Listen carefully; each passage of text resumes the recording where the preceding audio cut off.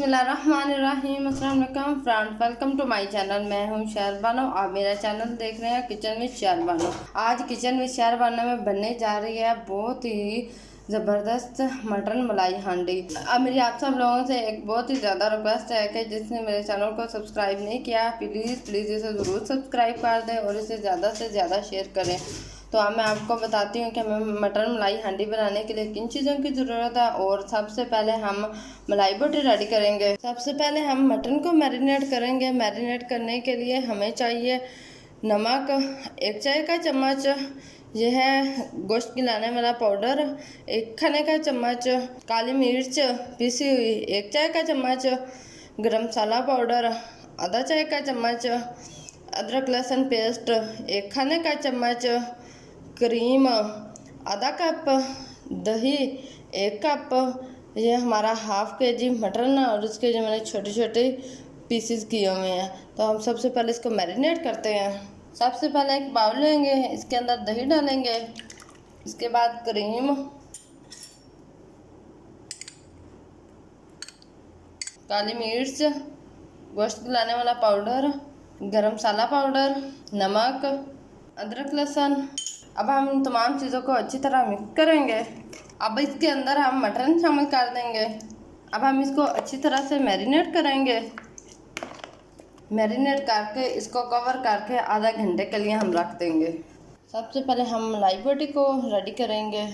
एक कढ़ाई लेंगे, उसके अंदर मैरिनेट किया हुआ मटन डाल देंगे।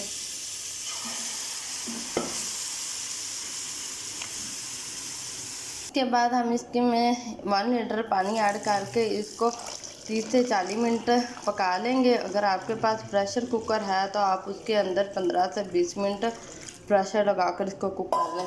अब इसको अच्छी तरह से मिक्स करेंगे। अब इसको कवर करके 35 से 40 मिनट तक गोश्त के गलने तक हम इसको पका लेंगे। 35 मिनट हो चुके हैं। जो हमारा मटन है वो अच्छी तरह से गल चुका है। अब इसके अंदर हल्का हल्का सा पानी है। फ्लेम हाई करके हम इसको अच्छी तरह से भून लेंगे। मैंने इसको अच्छी तरह से भून लिया है। अब हम फ्लेम ऑफ करके इसको स्मोक कर लेंगे। इसके ऊपर हल्का सा ऑयल डालेंगे और इसको कवर कर देंगे। हमारी मलाई बोटी अच्छी तरह से स्मोक हो चुकी है।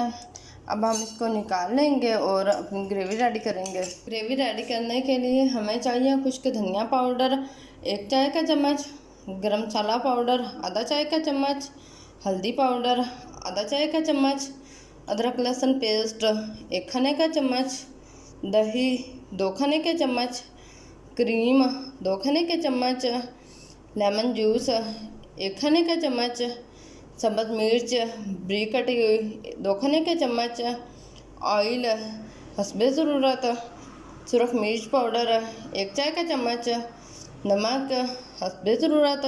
और जो मैंने सारा साबुत गरम मसाला लिया है 1 अदद तेज़पात, 1 अदद बादियान का फूल, 1 अदद छोटा सा दालचीनी का टुकड़ा, 3 अदद लौंग, 1 अदद बड़ी इलायची, 1 अदद छोटी इलायची और से 2 अदद बड़े साइज़ के प्याज लिए हैं। इसको मैंने बारीक काट लिया। तो चलो अब हम सबसे पहले अपनी ग्रेवी रेडी करेंगे। अब हम एक कढ़ाई लेंगे, इसके अंदर तकरीबन 2 खाने के चम्मच ऑयल डालेंगे।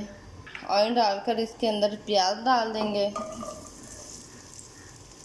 प्याज़ों को हम बिल्कुल लाइट ब्राउन करेंगे।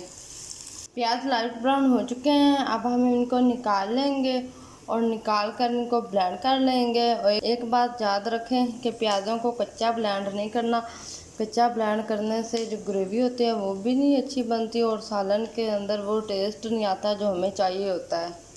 अब हम इसी ऑयल के अंदर साबुत गरम मसाला डाल देंगे और इसको चंद सेकंड भून लेंगे। इसके बाद इसके अंदर डाल देंगे अदरक लहसुन पेस्ट, इसको भी चंद सेकंड भूनेंगे। इसके बाद इसके अंदर सब्ज़ मिर्च शामिल कर देंगे, इसको भी भून लेंगे। अब हम इसके अंदर ब्लेंड किया हुआ प्याज शामिल कर देंगे और बाकी के भी तमाम मसाला जात इसमें ऐड कर देंगे। दही, सुरख मिर्च पाउडर, हल्दी, गरम मसाला पाउडर, खुश्क धनिया पाउडर और इसके अंदर आधा चाय का चम्मच मैं नमक शामिल कर रही हूँ। डालकर इसको हम 5 मिनट अच्छी तरह इसको भूनेंगे। मैंने मसाले को 5 मिनट अच्छी तरह से भून लिया है। अब हम इसके अंदर शामिल कर देंगे लेमन जूस और क्रीम। अब इसको अच्छी तरह मिक्स करेंगे। अब हम इसके अंदर मलाई बोटी शामिल कर देंगे जो हमने तैयार की है। अब हम इसको अच्छी तरह से मिक्स करेंगे। मैंने इसको अच्छी तरह से मिक्स कर लिया है। अब हम इसको 5 मिनट दम पर रख देंगे। 5 मिनट हो चुके हैं, दम जो है वो आ चुका है। अब हम इसको सर्विंग डिश में निकाल लेंगे। ये थी मेरी आज की रेसिपी। उम्मीद है आप सब लोगों को ज़रूर पसंद आई होगी। अगर आप लोगों को मेरी वीडियो अच्छी लगी हो तो मेरी वीडियो को लाइक कर दें, मेरे चैनल को सब्सक्राइब कर दें और साथ ही बेल आइकन भी प्रेस कर दें ताकि आपको मेरी हर नई आने वाली वीडियो का नोटिफिकेशन सबसे पहले मिलता रहे। अल्लाह हाफिज़, अपनी दुआ में याद रखें।